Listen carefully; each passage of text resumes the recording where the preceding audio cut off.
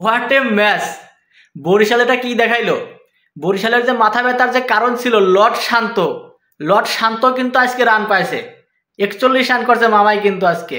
তার সাথে তামিম ছিলেন ওপেনিংয়ে, জুটি বাঁধছিলেন দুইজন মিলে, অনেক সুন্দর একটা জুটি ছিল। তামিম 30+ এবং লর্ড শান্ত 41 রানে ফিরছে আমাদের লর্ড শান্ত মামায়। বরিশালের জন্য একটা সুখবর। তার সাথে কাইল মাইস, এই ওয়েস্ট ইন্ডিজের দানব ব্যাটার, মনে হচ্ছিল যে যেভাবে পিটাচ্ছিল মনে হচ্ছিল যে তাদের দেশেরই গেইলের কার্বন কপি এই কাইল মাইস। 7টা 6 মারছে মামায়, 29 বলে 61 রান, 210 স্ট্রাইক রেট। আমার ব্যাটিং দেখার মতো ছিল একদম। ফিনিশিংয়ে তার সাথে আরও ছিলেন ফাহিম আশরাফ, ভাইয়াও করছে 20 রান, 6 বলে 20 রান, একটা ক্যামিও ইনিংস খেলে চলে গেছে।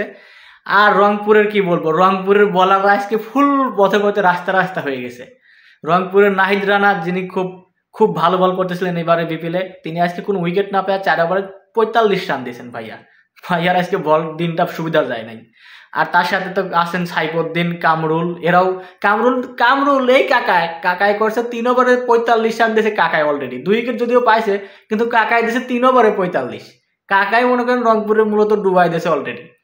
তো যাই হোক, রংপুর অলরেডি ফুল পথে হয়ে গেছে, এখনো তারা নামে নাই ব্যাট করতে। প্রথম ইনিংস শেষে এখন পর্যন্ত যেরকমটা ম্যাচ আছে সেরকমটা আসলেই বরিশাল খুবই এগিয়ে। বরিশালে কিন্তু বোলিং লাইন আপ খুবই স্ট্রং, এগিয়ে আছে 197 রান, চারটেখানি কথা না।